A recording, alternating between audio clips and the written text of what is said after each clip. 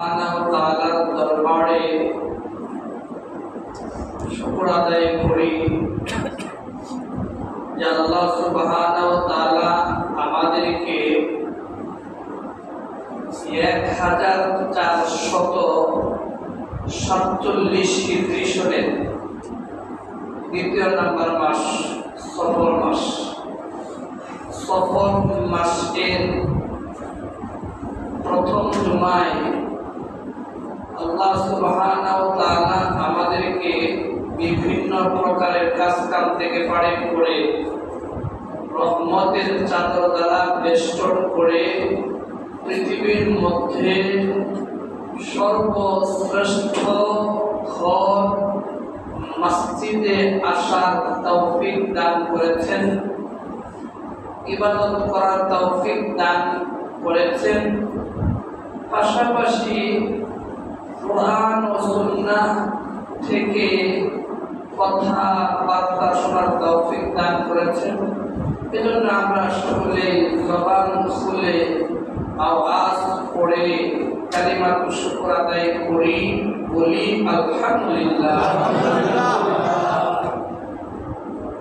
প্রিয় হাজরিন, আমরা সকলেই অবগত আছি, আমরা যে আলোচনাটা শুনছি মৃত্যু সম্পর্কে আলোচনাটা 6টা প্রকার করেছি। 6 প্রকারের 1 নাম্বার প্রকার হচ্ছে পৃথিবীতে কারা মৃত্যুবরণ করবে। এই ব্যাপারে গত জুমাগুলোতে আমরা আলোচনা শুনেছি। 2 নাম্বার প্রকার হচ্ছে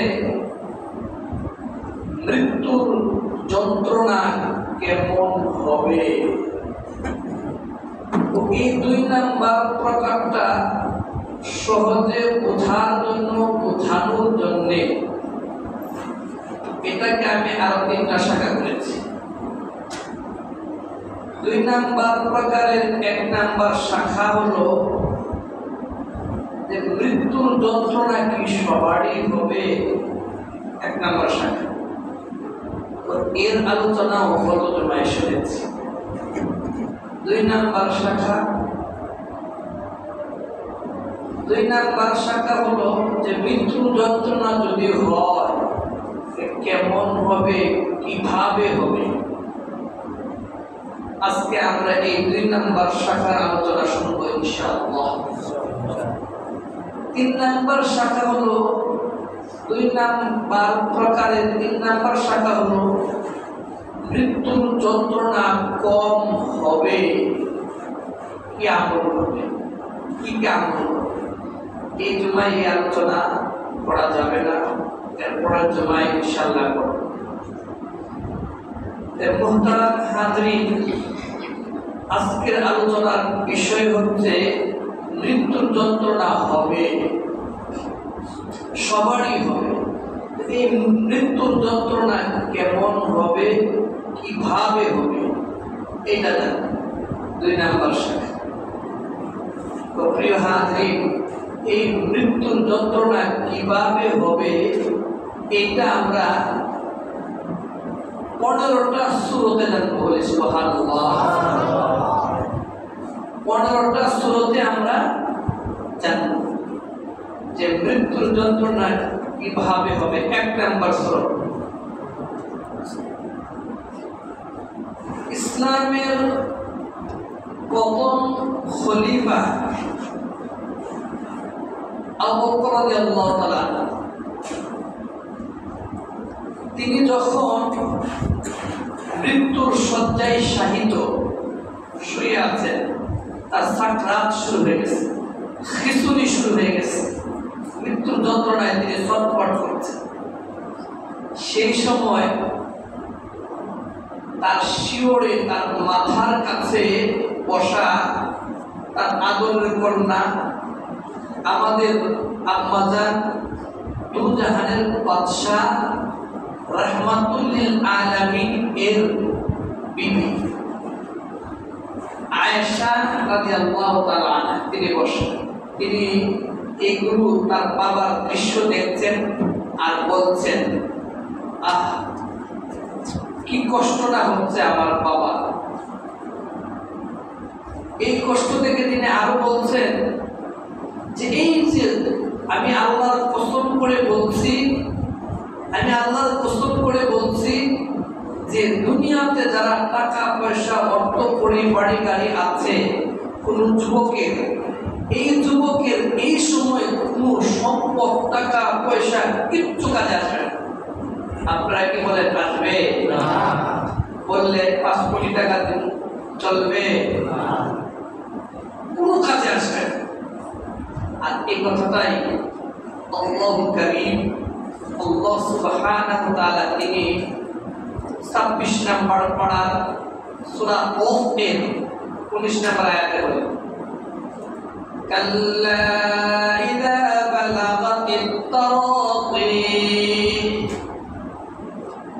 আল্লাহ সুবহানাহু ওয়া তাআলা বলেন, যখন কখনো নয়, যখন কোনো মানুষের জানটা প্রাণটা রূপটা আত্মাটা কণ্ঠে গত হবে, কণ্ঠেই চলে আসবে, গলায় চলে আসবে, উষ্ঠগত হবে, কে আসো তাকে রক্ষা করবা? টাকা পয়সা দিয়া, দুনিয়ার ধন সম্পদ দিয়া, টাকা কড়ি দিয়া কে আসো রক্ষা করবা? আসো কেউ? এই কথাটাই আল্লাহ সুবহানাহু ওয়া তাআলা বলেন, এই সময় কোনো ঘুষ চলবে না, কোনো ঘুষ চলবে না। সেই সময় আল্লাহর রহমত ছাড়া কোনো কাজ আসবে না। এই কথা যখন আম্মা জান আয়েশা রাদিয়াল্লাহু তাআলা আনহা মাথার কাছে বসে তিনি বলছেন, হায় আফসোস, ওই দুনিয়ার অর্থ সম্পদ মানুষ অমৃকায় করছে, কিন্তু এই সম্পদ কোনো কাজে আসবে না। এই কথাটা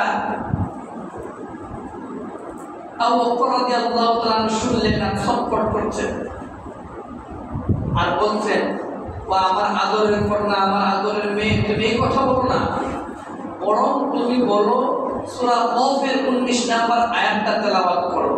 এখানে আল্লাহ সুবহানাহু ওয়া তাআলা বলেন, ওয়াজাআত সাকরাতুল মাউতি বিল হাক্কি যালিকা মা কুনতা মিনহু তাহিদ। যে মৃত্যুর যন্ত্রণা থেকে, মৃত্যুর কষ্ট থেকে, মৃত্যুর কষ্ট থেকে কেউ রক্ষা পাবে না, কেউ রক্ষা পাবে না। এই যন্ত্রণা থেকে তুমি পলায়ন করতে চাইলেও পলায়ন করতে পারবে না, তোমাকে ধরবেই। ঠিক না?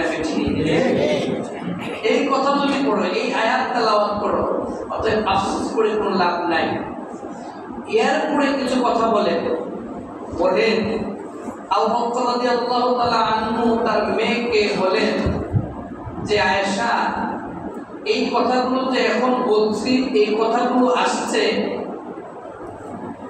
মুয়াত্তা মালিক, একটা কিতাব আছে, হাদিসের কিতাব মুয়াত্তা মালিক, ওই কিতাবের 511 নম্বর হাদিস।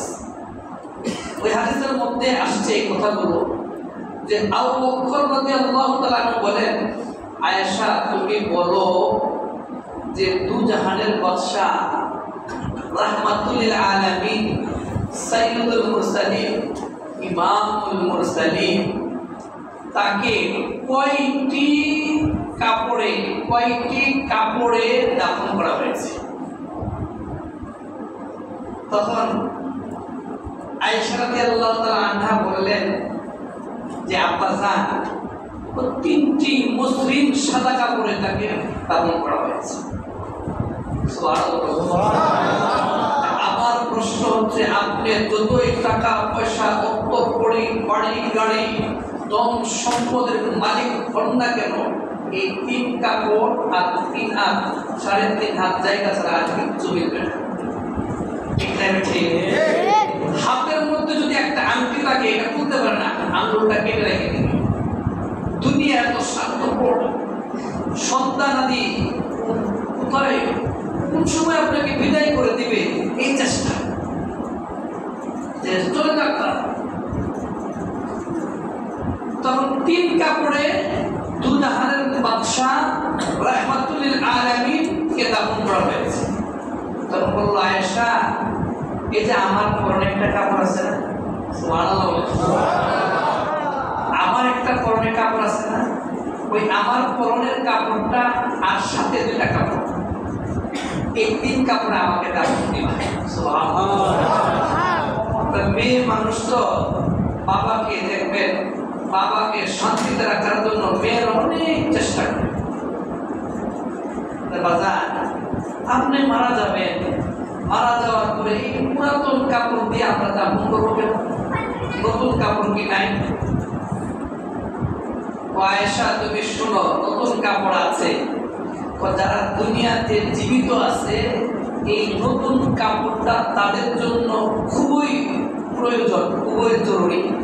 কিন্তু আমি আবু করে মাটির নিচে চলে যাব, পুরাতন কাপড় বলে চলবে। আমার প্রশ্ন হচ্ছে, আপনার কি পুরাতন কাপড় মিলে কিনা দেখেন? পুরাতন কাপড়ই আপনাকে দেয় কিনা? আপনি যে আপনার সন্তানের জন্য এত টাকা, এত গাড়ি, এত বাড়ি বানিয়ে যাচ্ছেন, এই তিন কাপড়ে আপনাকে দাফন করে কিনা দেখেন, নাকি আপনাকে বৃদ্ধাশ্রমে রাখে এটা দেখেন? তাহলে এই গেল এক নাম্বার স্রোত, মৃত্যুর যন্ত্রণা যে হবে এটা এক নাম্বার স্রোত গেল। দুই নাম্বার স্রোত আসে। দুই নাম্বার স্রোতটা হচ্ছে, এভাবে আমরা 15টা স্রোত জানবো। ইসলামের দ্বিতীয় খলিফা উমর রাদিয়াল্লাহু তাআলা, তিনি এই কথাগুলো আসছে হাদিসের কিতাব ইবনে আবি শাইবা, একটা গ্রন্থ আছে, এই গ্রন্থের মধ্যে এই কথাগুলো আসছে। উমর রাদিয়াল্লাহু তাআলা আনহু তিনি প্রশ্ন করেন আরেকজন সাহাবাকে, কাব রাদিয়াল্লাহু তাআলা, ভাইজান, ও ভাইজান, যে মৃত্যুর যন্ত্রণা কেমন? যে মৃত্যুর যন্ত্রণা কেমন ভাইজান? আমার প্রশ্ন হচ্ছে এই জায়গায়, তিনি কি জানতেন না মৃত্যুর যন্ত্রণা কেমন? তার ব্যাপারে দুজাহানের বাদশা রাহমাতুল লিল আলামিন সাইয়্যিদুল মুরসালিন ইমামুল মুরসালিন কি বলে উমরের ব্যাপারে? তিনি অর্থ জাহানের বাদশা, তিনি অর্থ জাহানের খলিফা। তার ব্যাপারে আল্লাহ রাসূল বলেন, ওই কথাগুলো আসছে তিরমিজি শরীফের 3686 নম্বর হাদিস। বলেন, লাউ কানা বাদি নাবিয়্যুন লাকানা উমর ইবনুল খাত্তাব, আমি নবীর পর যদি কেউ নবী হইতো তাহলে এই উমর নবী হইতো। সুবহানাল্লাহ। আর এই উমর কি জানেন না যে মৃত্যুর যন্ত্রণা কেমন হবে? জানার পরেও তিনি কেন প্রশ্ন করলেন? প্রশ্ন করলেন এই কারণে যে আমার কিছু উম্মতি ভাইয়েরা আসবে, এরা দুনিয়ার মুখে পড়ে এইসব আলোচনা ছেড়ে দিবে, এইসব আলোচনা ছেড়ে দিয়ে দুনিয়ার মুখে পড়ে যাবে, দুনিয়া করবে। এই আলোচনাটা যেন শুনে শুনে অন্তরের মধ্যে ভয় আনে। তখন বলল কাব রাদিয়াল্লাহু তাআলা আনহু বলল, ইয়া আমিরুল মুমিনিন খলিফাতুল মুসলিমিন, আপনি মৃত্যুর কথা, মৃত্যুর যন্ত্রণা কেমন জানতে চান? শুনেন। একটা কাঁটাযুক্ত গাছ, একটা কাঁটাযুক্ত গাছ, কাঁটাওয়ালা গাছ একটা মানুষের পেটের মধ্যে ঢুকিয়ে দিলে, প্রবেশ করালে, আর ওই কাঁটাওয়ালা গাছটা কাঁটাগুলো শিরায় উপশিরায় প্রবেশ করলে, আর 2-3 মানুষ ওই কাঁটাওয়ালা গাছটাকে টান দিলে যে পরিমাণ ব্যথা অনুভব হবে, এর চেয়ে বেশি কষ্ট হবে, যন্ত্রণা হবে মৃত্যুর যন্ত্রণা। এর চেয়ে বেশি কষ্ট হবে, যন্ত্রণা হবে মৃত্যুর যন্ত্রণা। মৃত্যুর যন্ত্রণা থেকে কেউ রক্ষা পাবে না। এই উমর রাদিয়াল্লাহু তাআলা আনহুকে এই কথাগুলো আসছে ফি মাজমাইজ জাওয়াইদ। এখন যে কথাগুলো বলবো এই কথাগুলো আসছে ফি মাজমাইজ জাওয়াইদ, একটা হাদিসের কিতাব আছে, এই কিতাবের মধ্যে আসছে। সুবহানাল্লাহ। উমর রাদিয়াল্লাহু তাআলা নামাজ পড়ছেন মসজিদে নববীতে, আর ইরানের এক মাজুসি গোলাম, তার নাম হচ্ছে আবু লুলু। আবু লুলু তাকে ছুরি আঘাত করেছে, এই আঘাতে তিনি ইন্তেকাল করেছেন, শহীদ হয়েছেন। যখন নামাজের মধ্যে ছুরিতে আঘাত করলো, ছুরির মাধ্যমে আঘাত করলো, তিনি নামাজ শেষ করলেন। শেষ করার পরে তিনি শুয়ে পড়লেন আর বললেন যে আমার পিপাসা লাগছে, আমার মন চাচ্ছে আমি দুধ পান করব। এক গ্লাস দুধ আনা হলো, তিনি দুধ পান করছেন, আর ওই আঘাত প্রাপ্ত স্থান থেকে দুধ বেরিয়ে যাচ্ছে। মুখ দিয়ে পান করছেন আর ক্ষত স্থান থেকে দুধ বেরিয়ে যাচ্ছে। আর তিনি বলছেন মৃত্যুর যন্ত্রণায় এত কষ্ট, এত মারাত্মক, এত সাংঘাতিক, এত ভয়ানক, এত ভয়াবহ, এত কঠিন, এই আমার অর্ধজাহানের বাদশাহী যদি লিখে দিলে এই আজরাইল বলতো যে মৃত্যুর যন্ত্রণা কম দেব, তাহলে আমি এই বাদশাহী লিখে দিতাম। এত কঠিন, এত মারাত্মক, আমার এই বাদশাহী আমি লিখে দিতাম, তারপর মৃত্যুর যন্ত্রণা কম হয়। এখন উমর রাদিয়াল্লাহু তাআলার ছেলে আব্দুল্লাহ ইবনে উমর রাদিয়াল্লাহু তাআলা তিনি বলেন, আল্লাহ, আমার আব্বা জান মুমূর্ষ অবস্থায় শুয়ে আছে, আমার কোলে শুয়েছে, আমার রানে শুয়েছে। শোয়ার পরে আব্বা জান মৃত্যু যন্ত্রণায় খিচুড়ি শুরু হয়ে গেছে, সাকরাত শুরু হয়ে গেছে। তখন বলতেছে যে আমার বৎস, আমার ছেলে, তুমি আমার মাথাটা মাটির মধ্যে রাখো। তখন আব্দুল্লাহ ইবনে উমর রাদিয়াল্লাহু তাআলা আনহুমা বললেন, আব্বা জান, আমার কোলে থাকলে কি আর মাটির মধ্যে রাখলে কি সমস্যা নেই? বলে, আমি বলছি মাটির মধ্যে রাখো। আমি মাথাটা মাটির মধ্যে রাখলাম। তিনি বলতেছেন, আমার আব্বা জানের জবান দিয়ে বের হচ্ছে, ওয়াইলি ওয়াইলুন উম্মি, আফসোস আমার জন্য, আফসোস আমার মায়ের জন্য। এই অবস্থায় যদি আল্লাহ আমাকে রহমত না করেন, আমিও নিজের কষ্ট থেকে বাঁচতে পারব। মৃত্যুর যন্ত্রণার দুইটা সুরত জানলাম, আবু বকর, উমর। এখন আসুন একটা চুটকির মাধ্যমে আপনাদেরকে বুঝাই। এরকম চুটকি শুনেন, একজন মানুষের নামে ওয়ারেন্ট জারি হইলে এই লোকটা, এই মানুষটা কি খাওয়া দাওয়া ঠিক থাকবে, খুব ঠিক থাকবে? আপনারা কি বলেন? থাকবে। সে ভালো করে খাবে না, ভালো করে বিছানায় ঘুমাবে না, ভালো করে বাসায় থাকবে না, ঠিক থাকবে কি? কারণ পুলিশ যে কোনো সময় তাকে আক্রমণ করতে পারে, আঘাত করতে পারে, ধরে নিয়ে যেতে পারে। ও ঠিক তেমনি ভাবে মালাকুল মউত প্রত্যেক দিন আপনার পিছনে চলছে। আপনি কেমনে ফজরের নামাজ বাদ দিয়ে ঘুমান? আপনি কেমনে বিভিন্ন রকমের আইটেম আপনার সামনে রাখেন, আর আপনি নামাজ পড়েন না, আল্লাহর গোলামি করেন না, আল্লাহর হুকুম আহকাম মানেন না, আল্লাহর হুকুম আহকামের খেয়াল করেন না, নিজের মন করা জিন্দেগি পালন করেন। ওই মালাকুল মউত থেকে কেউ বাঁচতে পারবে না। এই মালাকুল মউত থেকে কেউ রক্ষা পাবে না। ওই রকম একটা ওয়ারেন্ট আপনার নামে জারি হয়ে আছে, যে কোনো সময় আপনাকে ধরবে, পাকড়াও করবে, আপনাকে আঘাত করবে। এরপরও আপনি দুনিয়ার মায়ায় পড়ে আছেন, ভালোবাসায় পড়ে আছেন, বিবি বাচ্চাদের ভালোবাসায় আছেন। এত মায়া কেন? প্রমাণ। নাহলে আপনাকে এই 3 কাপড়ও মিলবে না, 3.5 হাত জায়গাও দিবে না। ঠিক না? ঠিক। শুনেন, এরকম সময় আফসোস করবেন যখন কোনো কাজে আসবে না। মানুষ যখন মারা যাবে, কিয়ামতের মাঠ কায়েম হবে। কিয়ামতের মাঠ কায়েম হওয়ার পরে জিন জাতি এবং মানুষ জাতিকে আল্লাহ একত্রিত করবে। একত্রিত করে এই দলটার মধ্যে দুইটা, জিন জাতি আর মানুষ জাতিকে যখন একত্রিত করবেন এর মধ্যে দুইটা দল হবে, একটা হবে জান্নাতি আর একটা হবে জাহান্নামী। যারা জাহান্নামে যাবে এই জাহান্নামের মধ্যে আর দুইটা দল হবে। একদল হবে চিরস্থায়ী স্থায়ী জাহান্নামী, এরা পুরো জান্নাতে যেতে পারবে। আরেক দল হবে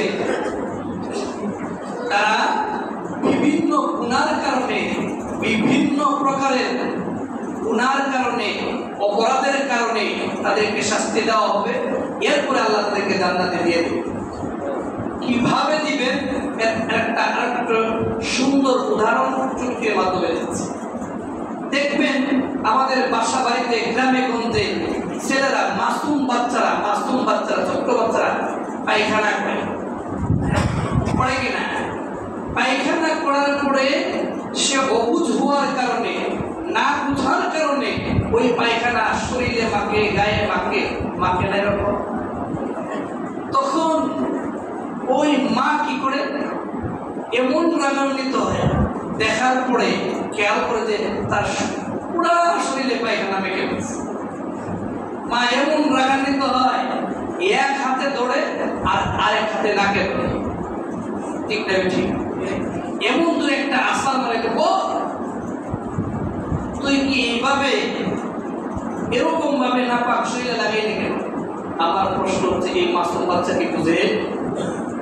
তখন ওই মা শুধু খালি আশা দেয় না, শরীরের মধ্যে কয়েকটা থাপ্পড় মারে।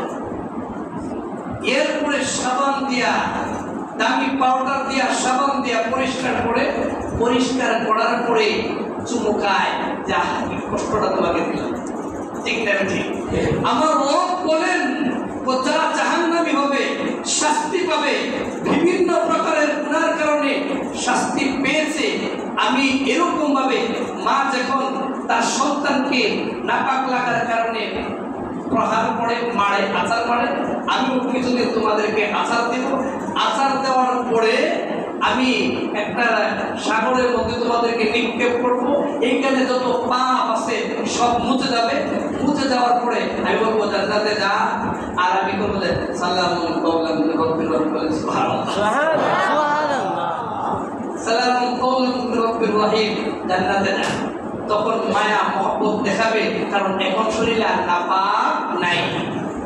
তখন ওই যে জান্নাতে যারা যাবে, বিভিন্ন প্রকারের গুনার কারণে যে জান্নাতে যাবে, এদেরকে কাফেররা দেখতে বলবে, আফসোস করবে, হায় আফসোস, আমরা যদি একটু ঈমান থাকতো, আমরা যদি একটু বিশ্বাস করতাম, তাহলে আজকে আমাদের এই পরিস্থিতিই হতো না।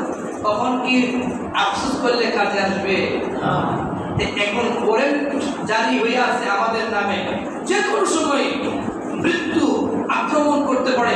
আপনি তাহলে দুনিয়ার মায়া ছেড়ে এই মানুষকে হক টাকানো, দুর্নীতি করা, লুটপাট করা, ঘুষ খাওয়া, সুদ খাওয়া কেন করে? মানুষকে কেন কষ্ট দেন? কারণ আপনি তো দুনিয়াতে থাকতে পারবেন না। সূরত গেল কয়টা? দুইটা। 3 নাম্বার সূরত আছে। 3 নাম্বার সূরত হচ্ছে ইসলামের তৃতীয় খলিফা উমর রাদিয়াল্লাহু তাআলা। এই কথাগুলো আসছে তিরমিজি শরীফের 2308 নাম্বার হাদিস। ওই হাদিসের মধ্যে উসমান এর কৃতদাস, মুক্ত কৃতদাস বলেন, আমি দেখলাম উসমান রাদিয়াল্লাহু তাআলা কবরের পাশে যখন যাইতেন, তখন তিনি প্রচুর পরিমাণে কাঁদতেন। তার কাঁদার কারণে চোখ বেয়ে বেয়ে অশ্রু পড়তো, গাল বেয়ে বেয়ে অশ্রু পড়তো, এবং দাড়ি ভিজে যেত, এমনভাবে কান্নাকাটি করতেন। তখন সাহাবায়ে কেরাম প্রশ্ন করলেন যে আল্লাহ রাসূলের সাহাবা, এ আল্লাহ রাসূলের জামাতা, আপনি কবর দেখলে এত কাঁদেন, কারণটা কি? আপনার কি সমস্যা? কবর দেখলে আপনি কাঁদেন? জাহান্নাম, ফুলসিরাত, কাল কিয়ামতের মাঠের এইগুলো আলোচনা চললে এত কাঁদেন? কিন্তু এই জিনিসটা দেখলে আপনি এত বেশি কাঁদেন না। তো শোনো, তো এটা হচ্ছে এরকম যে এটা হচ্ছে প্রথম মঞ্জিল, মৃত্যু আর কবর।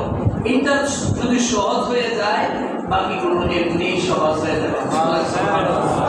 যেমন একটা করে ফেলে, উত্তীর্ণ হয়ে যায়, বাকিগুলো তার সাহস হয়ে যায়। ঠিক না ঠিক? এরকম ভাবে এই জন্য এটা হচ্ছে প্রথম মঞ্জিল। আর এটা যদি সহজ হয় আবার সবগুলো সহজ হয়ে যাবে। এখন আসুন সূরা নাম্বার 4 নাম্বার সূরা। ইসলামের চতুর্থ খলিফা আলী রাদিয়াল্লাহু তাআলা, আলী রাদিয়াল্লাহু তাআলাকে প্রশ্ন করা হলো যে মৃত্যুর যন্ত্রণা কেমন, মৃত্যুর যন্ত্রণা কেমন হবে, মৃত্যুর যন্ত্রণা কেমন হবে এই ব্যাপারে যখন প্রশ্ন করা হলো তখন তিনি বললেন যে একটা মানুষকে যখন তলোয়ারের সাহায্যে আঘাত করা হয়, এই আঘাতের স্থানে আবার আঘাত করা তাহলে ব্যথা কম হবে না বেশি হবে? আপনি একটা আঘাতপ্রাপ্ত হয়েছে, এই স্থানে আবার আঘাতপ্রাপ্ত হয়েছে, আবার ব্যথা পেয়েছে, তাহলে ব্যথা বেশি হবে। ও ঠিক তেমনি ভাবে ওই জায়গার মধ্যে যদি 1000 বার এই তলোয়ার দ্বারা আঘাত করা হয়, যে পরিমাণ ব্যথা অনুভব হবে এর চেয়েও বেশি ব্যথা অনুভব হবে মৃত্যুর যন্ত্রণা। এখন আসুন সূরা নাম্বার 5 নাম্বার সূরা। 5 নাম্বার সূরা হচ্ছে মিশর বিজয়ী সাহাবা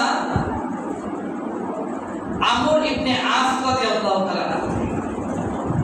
আমর ইবনে আস রাদিয়াল্লাহু তাআলা যখন মৃত্যুর শয্যায় শায়িত শুয়ে আছেন তখন তার ছেলে প্রশ্ন করেন, বাজান মৃত্যুর যন্ত্রণা কেমন? আব্দুল্লাহ বলেন যে বাজান মৃত্যুর যন্ত্রণা কেমন? আমাদের দিকে তাকান, আমরা যখন আমাদের পিতামাতা মৃত্যুর শয্যায় মারা যাবে বুঝতে পারে যে আপনি তখন কোন বেডে কত রাখছেন, কোন জায়গায় কত রাখছেন, কোন সম্পদে কি ঝামেলা আছে, যদি শুনতে পারে যে একজনকে বেশি দিয়ে দিচ্ছে তখন আপনাকে আর চোখে তাকাবে। ঠিক না? আপনার কাছ থেকে হিসাব নেবে কোন ব্যাংকে কোন, আরে আপনি তো কিচ্ছু রাখলেন না, আমাদের জীবনটাকে আপনি নস্বাত করে গেলেন, ধ্বংস করে গেলেন। আর এই আব্দুল্লাহ বলেন, বাজার মৃত্যুর যন্ত্রণা কেমন? প্রশ্ন, বাজার মৃত্যুর যন্ত্রণা এত কঠিন, এত মারাত্মক, এত ভয়ানক, এত ভয়াবহ, এত সাংঘাতিক। সমস্ত পাহাড় যদি, পৃথিবীর সমস্ত পাহাড় যদি একত্রিত করা হয় আর এই পাহাড়গুলো যদি তার বুকের উপরে রাখা হয়, যে পরিমাণ ব্যথা অনুভব হবে এর চেয়েও বেশি কষ্ট হবে। মৃত্যুর যন্ত্রণা মনে হবে যে সুয়ের চিত্র দিয়ে যাত্রা বেরোচ্ছে, ঢুকছে না, তারপর ঢুকে আছে, এরকম কষ্ট হবে। বলেন নাউযুবিল্লাহ। এটা সূরা নাম্বার কত? 5। 6 নাম্বার আসে, 6 নাম্বার সূরা। এই হাদিসটা আসছে ইবনে মাজাহ 4024 নাম্বার হাদিস। আবু সাঈদ খুদরি রাদিয়াল্লাহু তাআলা, আবু সাঈদ খুদরি রাদিয়াল্লাহু তাআলা তিনি বলেন যে আমি আল্লাহ রাসূল সাল্লাল্লাহু আলাইহি ওয়াসাল্লাম অসুস্থ, আমি তাকে দেখতে গেলাম। দেখতে যাওয়ার পরে আমি তখন তাকে দেখতে গেলাম, তিনি শুয়ে আছেন, তার উপরে একটা চাদর বিছানো আছে। আমি চাদরের উপরে হাত দিলাম, বলে সুবহানাল্লাহ। হাদিসের মধ্যে আসছে, মিশকাত শরীফের হাদিস 1550 নাম্বার হাদিস, কোন ব্যক্তি যদি একজন রোগীকে দেখতে যায় তাহলে তার জন্য 50,000 70,000 ফেরেশতা তার জন্য মাগফিরাতের দোয়া করে। সুবহানাল্লাহ। আমরা দেখতে বড় হয়ে যায়। আমি গেলাম, গিয়ে হাত রাখলাম, ও হাতে রাখলাম, নিচ থেকে আগুনের তাপ বেরোচ্ছে, এরকম প্রচন্ড জ্বর, প্রচন্ড কষ্ট। আমি বললাম, আল্লাহ রাসূল আপনি তো তীব্র জ্বর, আপনি এত কষ্ট হচ্ছে? শোনো আবু সাঈদ, শোনো, ও নবীদেরকে আল্লাহ আরো বেশি কষ্ট দেন। সুবহানাল্লাহ। আরো বেশি কষ্ট দেন এবং সওয়াব দ্বিগুণ দেন। আবু সাঈদ খুদরি রাদিয়াল্লাহু তাআলা, আমি একটা চান্স পাইলাম। কি চান্স? আমি প্রশ্ন করলাম, আচ্ছা আপনি বলুন তো যে পৃথিবীর মধ্যে সবচেয়ে বেশি কাকে কষ্ট দেওয়া হয়? আল্লাহ রাসূলুল্লাহ সাল্লাল্লাহু আলাইহি ওয়াসাল্লাম আল-আনবিয়া নবীদেরকে দেওয়া। এখন সুন্নাস সালিহুন নেককার বান্দাদেরকে বেশি পরীক্ষা করা হয়। পৃথিবীর মধ্যে নেককার বান্দাদেরকে বেশি পরীক্ষা করা হয়। পরীক্ষা করা হয় অনেকগুলো জিনিস দিয়ে। এর মধ্যে যেটা পরীক্ষা করা হয় হাদিসের মধ্যে আসছে, ইবনে মাজাহ 4024 নম্বর হাদিস, যে পরীক্ষা করে তাকে দারিদ্রতা দেওয়া হয়। তো দারিদ্রতা এমন দেওয়া হয় যে তার 1 টাকা পর্যন্ত রাখতে পারবে না।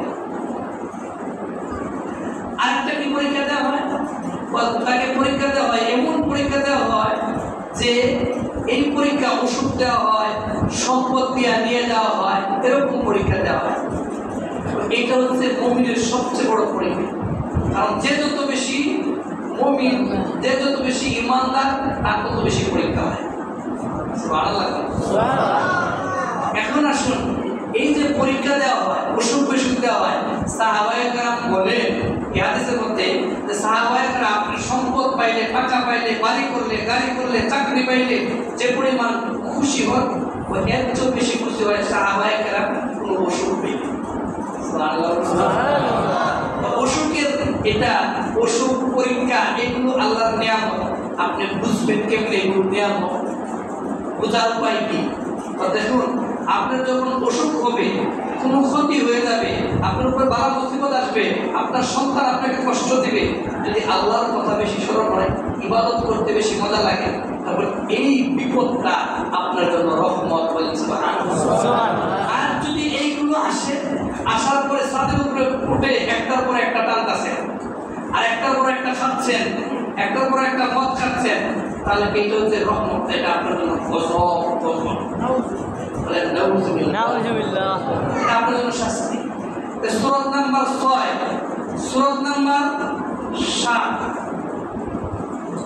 7 নম্বর হাদিসের মধ্যে আসছে, আল্লাহ রাসূল সাল্লাল্লাহু আলাইহি সাল্লাম বলেন যে আসাইল মালাকুল মউত যখন বুকের উপরে হাত রাখে, হাতটা রাখার পরে ওই জানটা, আত্মাটা, রূহটা, প্রাণটা বের হয়ে যাওয়ার জন্য বিভিন্ন পথ আছে, এমনকি প্রত্যেকটা আঙ্গুলের মাথা পর্যন্ত, মাথা পর্যন্ত, এই আঙ্গুলের মাথা পর্যন্ত যায় সে বের হওয়ার জন্য। এত কষ্ট, এত মারাত্মক, এত সাংঘাতিক মৃত্যুর যন্ত্রণা। সূরা নাম্বার 8 নাম্বার সূরা, ওই হাদিসটা আসছে বুখারী শরীফের 4462 নম্বর। আনাস ইবনে মালিক রাদিয়াল্লাহু তাআলা তিনি বলেন, তিনি ছিলেন আল্লাহ রাসূলের খাদেম, 10 বছর খাদেমগিরি করছে, একদিনও আল্লাহ রাসূল তাকে খুব শব্দটা বলেন নাই। আর আমরা 10 দিন রাখলে কেয়ারটেকারের কত বছর, ঠিক না? ঠিক 10 বছর খাদেমগিরি করছে, একদিনও খুব শব্দটা ব্যবহার করে নাই। সুবহানাল্লাহ বলেন। তখন 10 বছর খাদেমগিরি করার পরে তিনি বললেন, আল্লাহ রাসূল সাল্লাল্লাহু আলাইহি ওয়াসাল্লাম যখন মুমূর্ষু অবস্থায় শাহিদ, তিনি আমি গেলাম, এই সময় তিনি বসা আছে তার আদরের কন্যা ফাতেমা রাদিয়াল্লাহু তাআলা। সুবহানাল্লাহ। মেয়েরা কিন্তু বাবাকে অনেক ভালোবাসে, আছে দুই ব্যতিক্রম থাকবে। ছেলেরা খালি মনে করে কোন সময় যাইবা সম্পত্তি পাইলে, আর মেয়েরা কোনো আমার বাবার সুখে থাকে। পাশে বসা দেখে সাকরাত যখন শুরু হয়ে গেছে, খিচুড়ি যখন শুরু হয়ে গেছে, ওই আয়েশা ফাতেমা রাদিয়াল্লাহু তাআলা আনহা কান্না শুরু করেছে, আমার আব্বার এত কষ্ট, আমার আব্বার এত কষ্ট হচ্ছে। তখন আল্লাহ রাসূল সাল্লাল্লাহু আলাইহি ওয়াসাল্লাম বলেন, ফাতেমা তোমার আব্বার এই কষ্টটাই শেষ, কষ্ট আর কষ্ট হবে না। ওই সাকরাতটাই শেষ, ওইটা মাওলার সাথে দেখা করার জন্য কষ্ট, আর কোনো কষ্ট হবে না। তখন তিনি ইন্তেকাল করলেন। ইন্তেকাল করার পরে ফাতেমা রাদিয়াল্লাহু তাআলা আনহা বললেন, আমি চাদরটা সরালাম, সরাইয়া দেখলাম শরীর থেকে ঘাম বের হচ্ছে, আমার ধারণাটা পাল্টে গেল যে মৃত্যু যন্ত্রণা হবে, মৃত্যু যন্ত্রণা আসবেই আসবে, এটা থেকে কেউ রেহাই পাবে না।